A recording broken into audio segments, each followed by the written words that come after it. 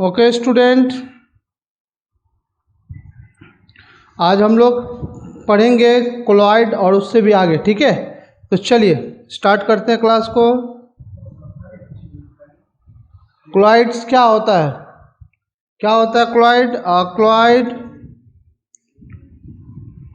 Is a kind of solution in which the size of solute particle is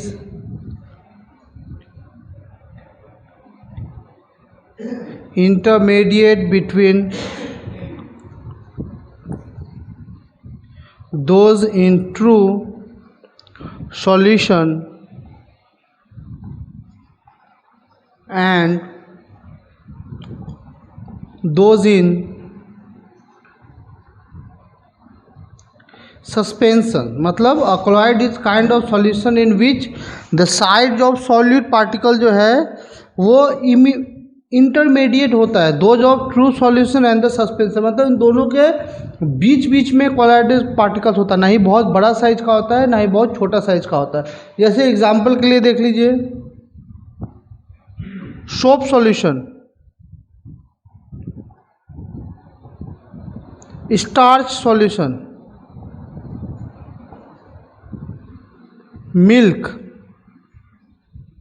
ink, blood, jelly, ETC, detergent, कुछ भी होगा, ये सभी क्या है? एक्वायर्ड सॉल्यूशन का एग्जाम्पल है। जैसे देखिए, जो भी कोलॉइडल सॉल्यूशन होगा ना, उसमें से जब हम लाइट को गुजारेंगे, जिस तरह से देखिए यहाँ पे, मान लीजिए एक बीकर है, इसमें एक सॉल्यूशन भरा हुआ है, कोई भी सॉल्यूशन भरा हुआ है। अब मान लीजिए यहाँ से एक टॉर्च लाइट, टॉर्च से हम लोगों ने क्या दिया? एक लाइट दिया। तो ये लाइट क्या होगा? धीरे धीरे क्या होता है? स्कैटर्ड होता जाता है, स्कैटर्ड होता जाता है। ठीक है, तो ये क्या होगा? नहीं दिखेगा। ये ग्लास के भीतर जो लाइट जा रहा है वो नहीं दिखेगा, ये वाटर दिखेगा, लेकिन रे कैसे जा रहा है वो नहीं दिखेगा। ये क्या हो गया आपका? Beam of light not visible inside the solution. इसे बोलते हैं हम लोग ट्रू सॉल्यूशन। जैसे हो गया शुगर सिरप या शुगर सॉल्यूशन। ये क्या है? ये कौन सा फिगर है? कैसा फिगर है? इसमें क्या होता है? The particles in a true solution do not scatter light. Due to this, we cannot see the path of beams of light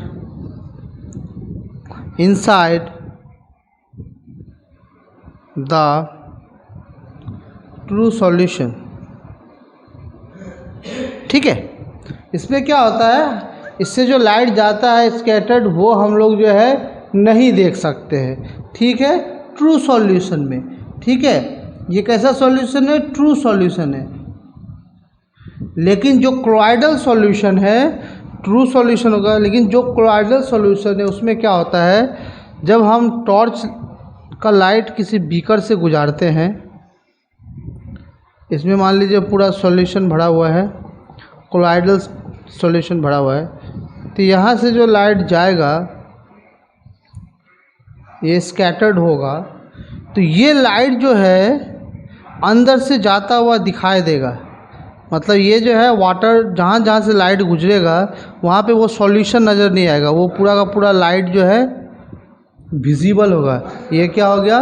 beams of light visible inside a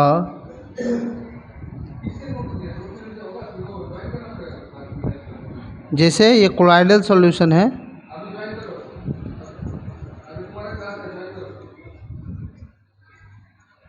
जैसे हो गया सोप सॉल्यूशन, जैसे हो गया सोप सॉल्यूशन, ठीक है, जैसे हो गया सोप सॉल्यूशन, ठीक है। और ये है तो बीम्स ऑफ लाइट। तो ये कैसा है diagram? The particle in a colloidal solution scattered light. Due to this, we can see the path of beams of light inside the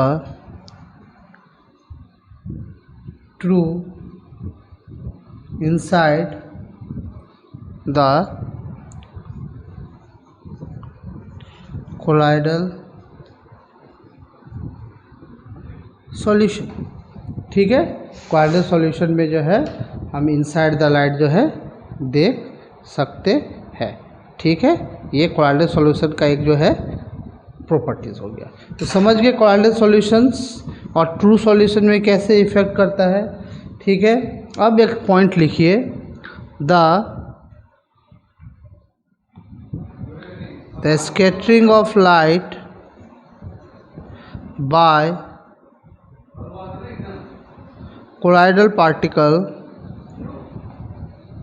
is known as Tyndall effect. Tyndall effect known as Tyndall effect, ठीक है। चलिए अब देखिए हम लोग पढ़ते हैं classification of colloid, ठीक है। इसको 7 ग्रुप होते हैं। It classified into 7 group. Number 1 sol, number 2 foam, number 3 solid sol, मतलब सॉल्यूशन हो गया सॉलिड सोल। चौथा फोम, फिर से लिखते, दूसरा सॉलिड सोल, तीसरा आर्सो सोल, फोर्थ इमल्सन, पांचवा हो गया फोम, छठा हो गया सॉलिड फोम एंड 7th हो गया जेल। इतने टाइप के क्लासिफिकेशंस होते हैं, इससे क्लासिफाइड होते हैं। इसका जो है सिर्फ और सिर्फ एग्जाम्पल इम्पॉर्टेंट है, इसमें क्या क्या आते हैं वो इम्पॉर्टेंट है, ठीक है। तो चलिए हम लोग एक एक करके पढ़ेंगे इसको। नंबर 1 में क्या है? नंबर 1 में है सोल। सोल क्या है? जैसे एग्जाम्पल में क्या आ गया? इंक। सोल क्या है? कोलॉइडल है with solid particle are disappear into liquid medium. जो सॉलिड पार्टिकल्स है लिक्विड मीडियम में डिसिपियर हो जाता है, ठीक है। इसका सिर्फ एग्जाम्पल ही लिखिए, इम्पोर्टेंट है। Ink, soap solution,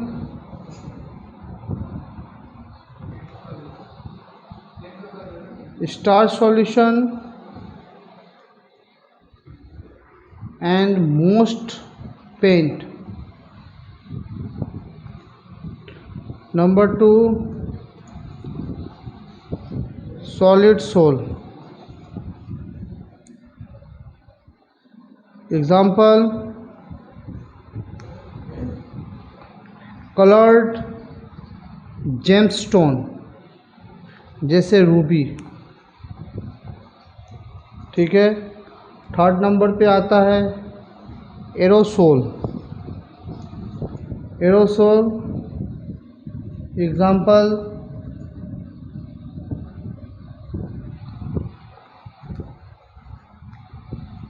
hair spray, fog, mist and clouds. ठीक है। चौथा emulsion. Example milk, butter, face cream. ठीक है। पांचवा नंबर देखिए foam. Example fire, extinguisher foam, soap, bubbles, shaving cream and beer foam. ठीक है। चलिए छठा देखते हैं solid foam. Example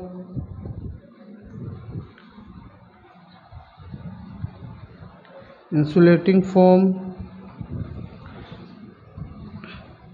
foam ruby, foam rubber, sponge and bread. ठीक है। ब्रेड। उसके बाद जेल जैसे example jellies, gelatin and hair gel. तो इस तरह के जो क्लोराइड है इसके सब एग्जाम्पल आप लोगों को एग्ज़ाम में पूछ सकते हैं। ठीक है। इसका डेफिनेशन बहुत कम ही पूछता है, नहीं पूछता है। ज़्यादातर जो इसके एग्जाम्पल, इसके जो है एग्जाम्पल से क्वेश्चंस आते हैं। एग्जाम्पल दे देंगे, बोलेंगे ये किस टाइप का क्लोराइडल है। ठीक है। तो वो आपको जो है उसको बताना पड़ेगा। ठीक है। चलिए अब हम लोग पढ़ते हैं कंसंट्रेशन ऑफ सॉल्यूशन। इसका जो है कंसंट्रेशन से न्यूमेरिकल्स पूछ सकता है। ठीक है। तो देखिए छोटा सा टॉपिक है, इसमें ज़्यादा कुछ नहीं करना है।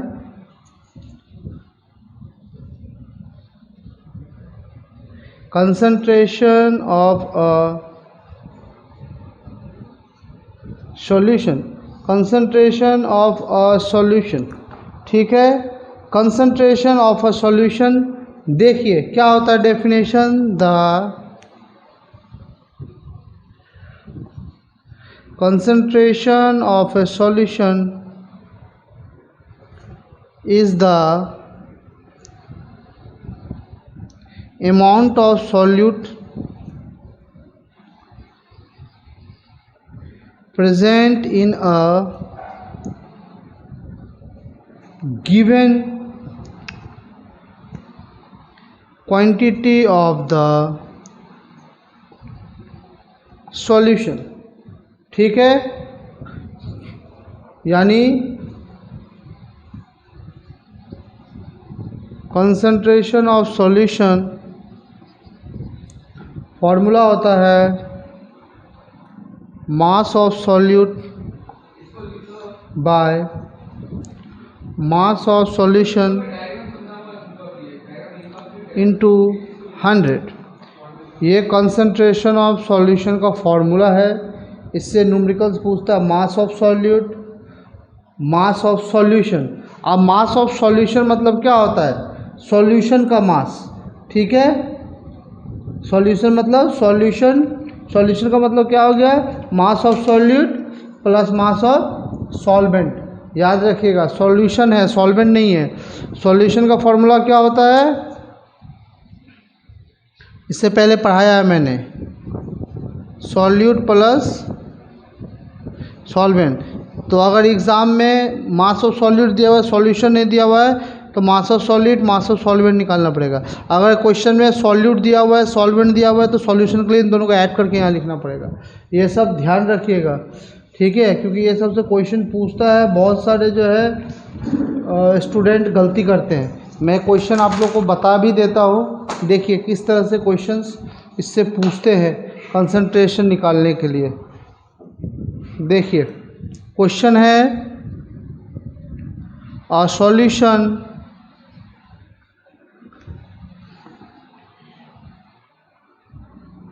contain a solute जैसे शुगर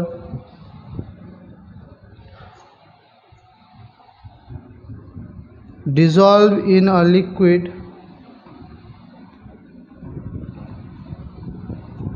solvent यानी water, so we have to calculate the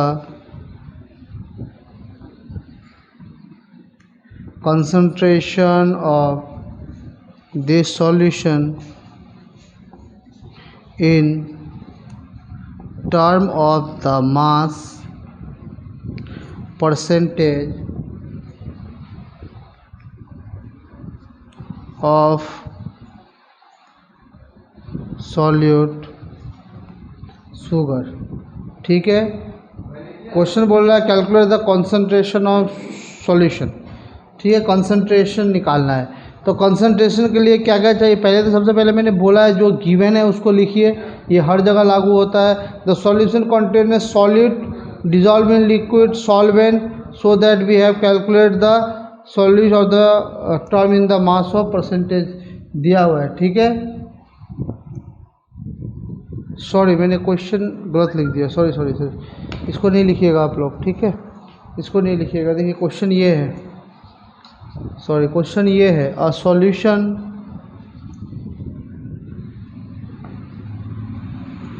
contain 30 gram of sugar dissolved in 370 gram of water, calculate the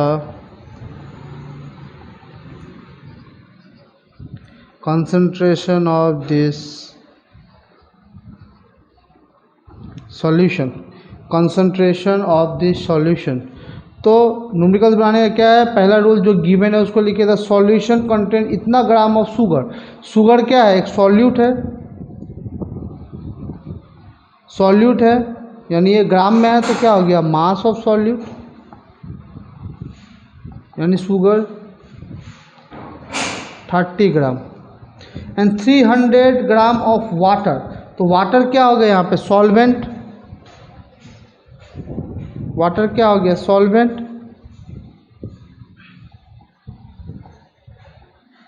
370 ग्राम कैसे पहचानेंगे सॉल्यूट है कि सॉल्वेंट, मैंने पहले बताया था जो घुलता है वो सॉल्यूट हो गया और जिसमें घुलता है वो सॉल्यूशन सॉल्वेंट हो गया, पहले ही बता चुका हूँ मैं ये। चलिए अब कंसंट्रेशन ऑफ सॉल्यूशन क्या होता है, मास of solute by mass of solution into 100। यानी हमारे पास मास ऑफ सॉल्यूट तो है बट मास ऑफ सॉल्यूशन नहीं है। अगर हम मास ऑफ सॉल्यूशन निकाल लेते हैं तो हम आराम से कंसंट्रेशन ऑफ सॉल्यूशन निकाल सकते हैं। तो हमारा अब टास्क क्या है, मास ऑफ सॉल्यूशन निकालना। तो चलिए निकालिए, मास ऑफ सॉल्यूशन मतलब क्या होगा, mass of solute plus mass of solvent, तो mass of solid 30 gram, mass of solvent 370 gram, जोड़ दीजिए 0 कैरी 1 4 400 ग्राम। 400 ग्राम क्या हो गया? मास of solution, mass of solution. अब ये मास ऑफ सॉल्यूशन को बैठा दीजिए फॉर्मूला में,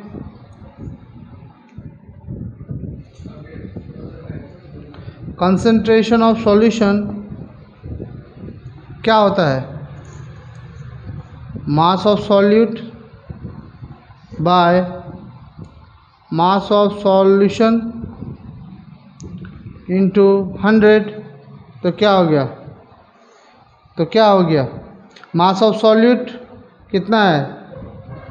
30, मास ऑफ सॉल्यूशन 400 इंटू 100, काटिए कैंसिल कीजिए, 30/4, इसको कैलकुलेट कीजिए तो कितना निकल जाएगा? 30/4 7.5% आंसर हो गया। कितना भाई हो गया? चलिए, तो इसी तरह से क्वेश्चन दिया रहेगा, कभी डायरेक्ट सॉल्यूशन ही दे देगा, कभी सॉल्वेंट देगा, तो सॉल्यूशन बनाना पड़ेगा। अब कॉन्सेंट्रेशन ऑफ सॉल्यूशन का एक और फार्मूला, ये तो मास के रिस्पॉन्स में हो गया, अब एक और फार्मूला लिख लीजिए,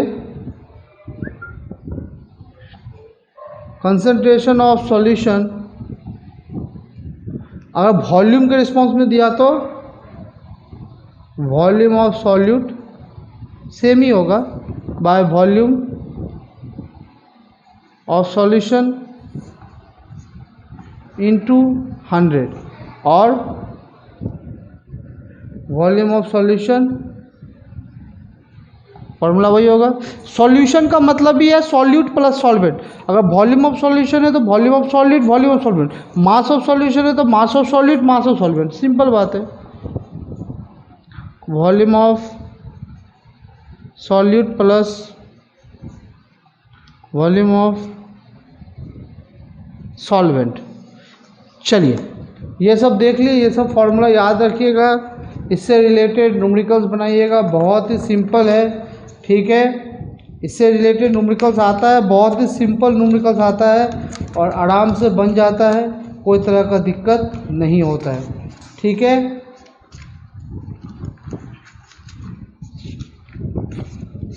चलिए, अब इससे हम लोग थोड़ा सा आगे करेंगे। इसके बाद एक और क्लास होगा, उसके बाद ये चैप्टर ही पूरा कंप्लीट हो जाएगा, ठीक है।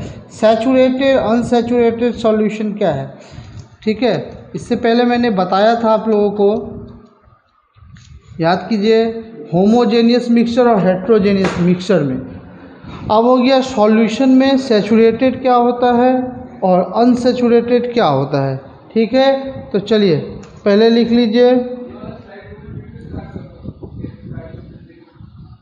सैचुरेटेड सॉल्यूशन क्या होता है। Saturated solution, a solution in which no more solute can be dissolved at that temperature is called a saturated solution, is called a saturated solution। मतलब a solution in which no more solute can be dissolved, no more solute can be dissolved at that temperature is known as saturated solution, ठीक है। चलिए example में, जैसे aqua salt solution, aqua salt solution क्या हो गया, एक saturated solution हो गया। सोडियम क्लोराइड का सॉल्यूशन एक सैचुरेटेड सॉल्यूशन हो गया, ठीक है। कॉपर सल्फेट का सॉल्यूशन एक सैचुरेटेड सॉल्यूशन हो गया। ठीक है, चलिए इसके एग्जाम्पल में जैसे देख लीजिए समझने के लिए क्या है। If in an aqueous salt solution no more salt can be dissolved at that temperature,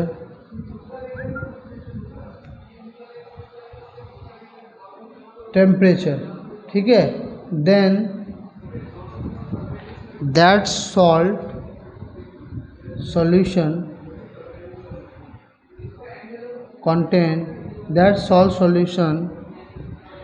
will be a saturated solution, ठीक है, नोन एज सैचुरेटेड सॉल्यूशन। मतलब वैसे एक्वस सॉल्ट का सॉल्यूशन जिसमें और सॉल्ट नहीं मिलाया जाता है एट डिज़ोल्व, और सॉल्ट नहीं डिज़ोल्व होता है एट दैट टेम्परेचर, उसे कहते हैं सैचुरेटेड। मतलब और सॉल्ट मिलाने से भी वो डिज़ोल्व नहीं होगा, वो हो गया सैचुरेटेड सॉल्यूशन। अब अगर हम लोग अनसैचुरेटेड करते हैं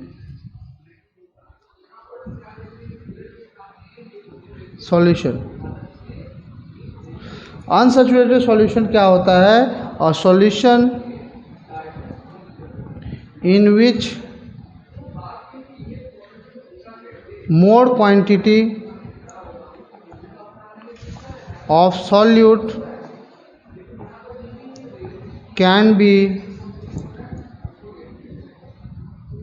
dissolved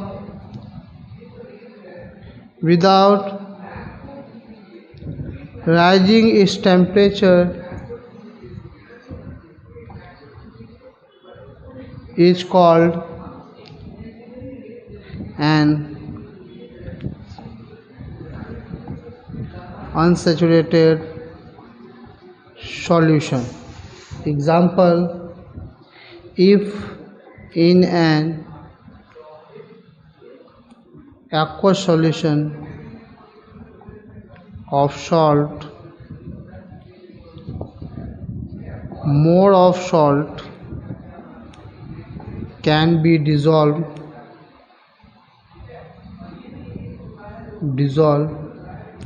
without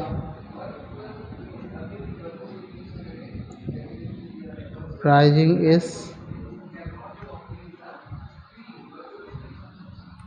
temperature, then this salt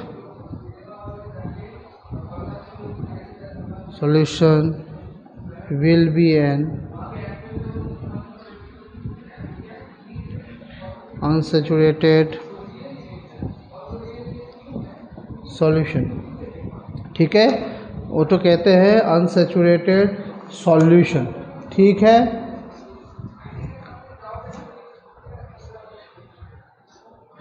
चलिए क्या बोलते हैं? A solution which more quantity of solute can be dissolve, और ज़्यादा से ज़्यादा सॉल्यूट को हम डिज़ोल्व कर सकते हैं विदाउट राइजिंग टेम्परेचर। मतलब बिना टेम्परेचर को बढ़ाए हुए अगर हम ज़्यादा से ज़्यादा सॉल्यूट को घुला सकते हैं, डिज़ोल्व कर सकते हैं, तो उसे अनसैचुरेटेड सॉल्यूशन बोलेंगे। और ठीक है, जैसे इफ़ एन एक्वस सॉल्यूशन, जैसे सॉल्ट का aqueous solution, more salt can be dissolve, ज़्यादा से ज़्यादा और सॉल्ट डाल के उसको डिज़ोल्व कर सकते हैं। ठीक है, और तब तक बिना पानी, बिना टेम्परेचर को बढ़ाए हुए अगर वो डिज़ोल्व होता जाता है तब तक वो अनसैचुरेटेड सॉल्यूशन है। जब वो डिज़ोल्व होना बंद कर देता है इसका मतलब वो सॉल्यूशन सैचुरेट हो गया है, इसका मतलब और ज़्यादा डिज़ोल्व नहीं होगा। समझ में आ गया? सिंपल डिफरेंस है। जब तक वो डिज़ोल्व होता रहेगा तब तक वो अनसैचुरेटेड सॉल्यूशन है, जैसे ही डिज़ोल्व हो गया वो सैचुरेट सॉल्यूशन हो गया, मतलब और ज़्यादा डिज़ोल्व नहीं होगा। तो हम लोग यहीं तक रखते हैं। नेक्स्ट जब केमिस्ट्री का क्लास होगा उसमें ये चैप्टर कंप्लीट हो जाएगा। आप लोग अच्छे से पढ़िए, क्योंकि मैं इस चैप्टर का फिर लाइव टेस्ट लूँगा आप लोग का। अब से आप लोग का लाइव टेस्ट होगा। मैं क्वेश्चन दे देता हूँ, लिखता हूँ, कोई कैसे लिखता है नहीं लिखता है पता नहीं चलता है। तो अब मैं लाइव टेस्ट लूँगा जूम में, डायरेक्ट यहाँ बोर्ड पे क्वेश्चन दूंगा, आपको आंसर लिखना पड़ेगा। हाफ एन आवर में आपको जो है आंसर लिख के सबमिट कर देना पड़ेगा। ठीक है, चलिए, तो नेक्स्ट क्लास में हम लोग मिलते हैं, फिर इससे आगे हम लोग पढ़ेंगे, एक चैप्टर और करेंगे, कंप्लीट हो जाएगा, एक टॉपिक और करेंगे, इसके बाद हम लोग का ये चैप्टर कंप्लीट होगा। ठीक है, तो हम लोग नेक्स्ट क्लास में मिलते हैं। Okay, thank you.